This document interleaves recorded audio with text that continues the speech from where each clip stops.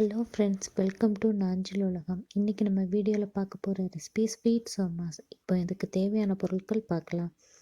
மைதா 1 cup, உப்பு தேவையான அளவு, எண்ணெய் 1 டேபிள் ஸ்பூன், ரவை 1/4 கப் + 2 டேபிள் ஸ்பூன், தேங்காய் பொடி 3/4 கப், சர்க்கரை 1/2 கப், ஏலக்காய் 2, பொட்டுக்கடலை 1/4 கப், நெய் 2 டேபிள் ஸ்பூன், பாதாம் 10, முந்திரி 10,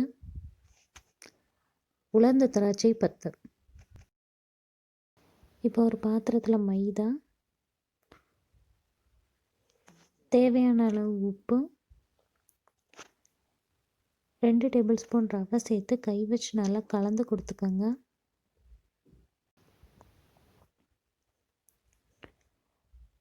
இதுக்கு கூட 1 டேபிள் ஸ்பூன் சூடு எண்ணெய் சேர்த்து கலந்துக்கங்க. தேவையான அளவு தண்ணி ஊற்றி பூரி மாவு பதத்துக்கு நல்லா 10 நிமிஷம் பிசைஞ்சு எடுத்துக்கோங்க.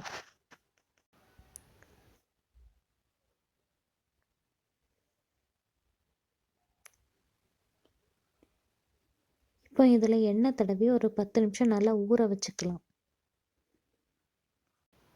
ஒரு மிக்ஸி ஜாரில் சர்க்கரை 2 ஏலக்காய் சேர்த்து நல்லா பவுட்ரு பண்ணி எடுத்துகிட்டு வரலாம்.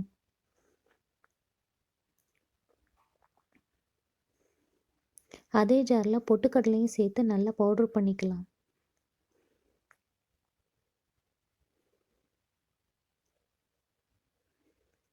ஒரு பேனில் நெய் சேர்த்துக்கலாம். நெய் உருகினதும் பொடியாக நறுக்கி வச்ச முந்திரி பாதாம் அதில் சேர்த்து வறுத்துக்கலாம். இது கூட இப்போ உலர்ந்த திராட்சை சேர்த்து வறுத்துக்கலாம். இப்போ இது கூட ரவை சேர்த்து நல்லா வாசம் வர்றது வரைக்கும் வறுத்துக்கலாம்.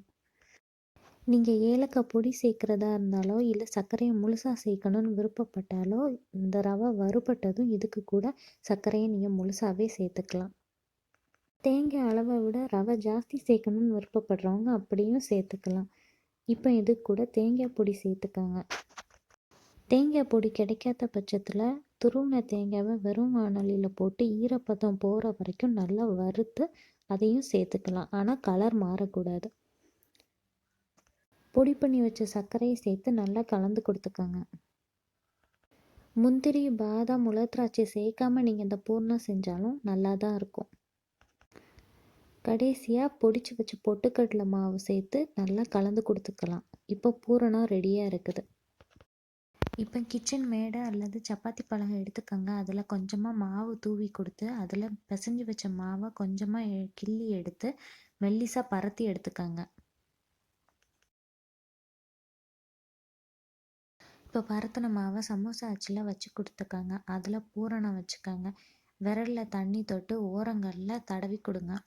இப்போ அச்சை மூடி மெல்லமாக அழுத்தம் கொடுத்தீங்கன்னு சொன்னால் சமோசா ரெடி ஆகிடும். என்னோடய சமோசா அச்சு ஓரங்கள் ரொம்ப மெல்லிசாக இருக்கிறதுனால எண்ணெயில் போட்டதும் பிரிஞ்சிடக்கூடாதுங்கிறதுக்காக விரலை வச்சு இப்படி லைட்டாக அழுத்தம் கொடுத்து டபுள் சீலிங் பண்ணிக்கிறேன். உங்கள் அச்சோட ஓரங்கள் அகலமாக இருந்தால் நீங்கள் அதை பண்ணணுங்கிற அவசியம் இல்லை.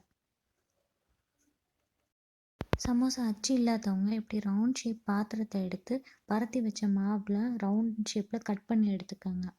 இப்போ அதுக்குள்ளே பூரணம் வச்சுக்கோங்க. விரலில் கொஞ்சமாக தண்ணி தொட்டு ஓரங்கள் எல்லாம் தேய்ச்சி விட்டுக்கோங்க. பூரணத்தை நல்லா உள்ளே தள்ளி விட்டுக்கிட்டு மடிச்சுக்கோங்க. ஓரங்கள்ல எல்லாம் விரல் வச்சு லைட்டாக அழுத்தம் கொடுத்துக்கோங்க. அதுக்கப்புறம் ஃபோர்க் இருந்ததுன்னா அதை வச்சு ஓரங்கள் எல்லாம் நல்லா அழுத்தி விடுங்க. நல்லா சீல் ஆயிக்கும். செஞ்சு வச்ச சோமாஸ் எல்லாம் ஒரு 5-10 நிமிஷம் காய விட்டுருங்க. அதுக்கப்புறமா எண்ணெயை காய வச்சு அதில் போட்டு பொரிச்சு எடுங்க. எண்ணெய் காஞ்சதும் கொஞ்சமாக மாவு அதில் கிள்ளி போட்டு பாருங்கள். அது மெல்லமாக மேலே எழும்பி வரணும். இந்த ஸ்டேஜில் நீங்கள் சோமாஸை உள்ளே சேர்த்துக்கலாம். சோமாஸை சேர்த்ததும் மிதமான தீயில வச்சு 2 பக்கம் பொன்னிறமாகிற வரைக்கும் பொரிச்சு எடுங்க. சோமாஸ் வெந்ததும் எண்ணெயோட சலசலப்பு தன்னாலே அடங்கிடும். பொரிச்ச சோமாஸை ஒரு ஜல்லடை பாத்திரத்தில் போட்டு எண்ணெய் வடிய வைங்க. எண்ணெய் வடிஞ்சதும் நல்லா ஆறுனதுக்கப்புறமா ஒரு ஏர்டைட் கண்டெய்னரில் போட்டு ஸ்டோர் பண்ணி வைங்க. முறுமுறுப்பு மாறாமல் நல்லா இருக்கும். அவ்வளோதாங்க, சோமாஸ் ரெடி ஆயிடுச்சு. இனி வீக்கெண்டு விசேஷ டைம் செஞ்சு போட்டிங்கன்னா வாரத்துக்கு பிரச்சனையே இல்லை. வீடியோ பிடிச்சிருந்துச்சுன்னா லைக் பண்ணுங்கள், உங்களுக்கு தெரிஞ்சவங்களுக்கு ஷேர் பண்ணுங்கள். உங்கள் ஃபீட்பேக்ஸை கமெண்ட் செக்ஷனில் மறக்காமல் பதிவு பண்ணுங்கள். பிடிக்கலைன்னா டிஸ்லைக் பண்ணுங்கள். அடுத்தடுத்த வீடியோஸை மிஸ் பண்ணாமல் பார்க்குறதுக்கு நாஞ்சில் உலகம் சேனலுக்கு சப்ஸ்கிரைப் பண்ணுங்கள். மறக்காமல் அந்த பெல் ஐக்கானையும் கிளிக் பண்ணிடுங்க. தேங்க்ஸ் ஃபார் வாட்சிங்.